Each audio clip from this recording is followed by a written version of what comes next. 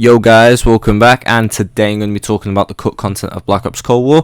If you enjoy, please like and subscribe, and yeah, let's get into it. So, you might already be aware that Black Ops Cold War was not originally developed by Treyarch and Raven, but Sledgehammer and Raven.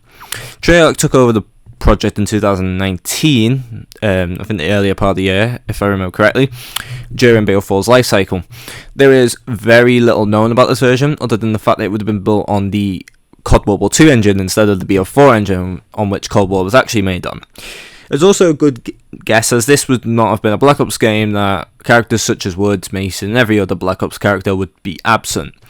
However, Adler was actually meant to be in this build, as is shown by this concept art. Besides this, the Cold War was more or less built from scratch, as confirmed by a few developer portfolios and LinkedIn timelines. Ravenov was actually meant to be added as an operator. He was depicted fighting bots in private matches after the February 9th, 2022 update. His operator intro and voice lines were actually even added into the game. However, following the June 6, 2022 update, all of the files for Ravenov were actually removed and he was replaced by Lazar. His bundle eventually became the Tracer Pack Death's Approach. Black Ops Cold War could have actually had its own battle royale. Yes, at one point the full Ural Mountains map, think like the Launch, Outbreak / Fireteam maps all put together, were going to be home to a Blackout-like mode. This was obviously cancelled after Warzone's success, and they decided on the integration instead of a completely exclusive mode. Also, before you say, yes, I know there was Fireteam elimination in Cold War, but that wasn't really a battle royale, and, you know, like for example, stuff like loadouts and whatnot didn't exist in that. It was just, I guess a true battle royale in a sense, but I wouldn't really call it that. Maybe that's just me. Maybe you might say this is what this mode eventually became. Who knows? There is a cut field upgrade in the form of the Barricade, which is still in the files, but what's interesting about it is it's actually fully finished. It has finished sound effects, models, and animations.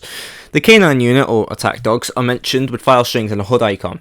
This wouldn't stop being leaked about during Cold War's life cycle. If you were active in the community, you would know this was a very persistent rumour.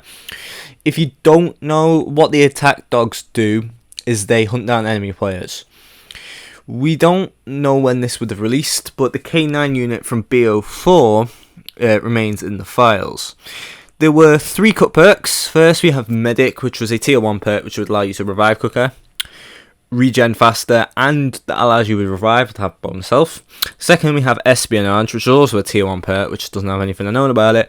And finally, we have Endurance, which is a tier 3 perk, but like Espionage, we don't know anything about it. There was one cut zombies perk in the form of Double Tap. If you were in the community at the time, I'm sure you're very well aware of this rumour.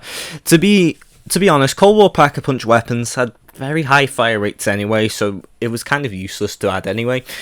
And also, in a pre-alpha build, there was also a game rules feature, which is just picture the custom mutations feature from BO4, you would be on the right track. In an earlier version of Outbreak, you would spawn on the Greater Ural Mountains map, and you'd be boxed in certain areas. Also, instead, if you exfilled, you'd be thrown into a different part of the map, instead of what eventually happened is when you change map. The image I've just shown on screen depicts the way the map would have looked.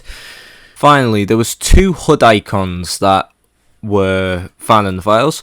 The first one was for Samantha Maxis, and just so happens to be the same image that is shown in Die Maschine.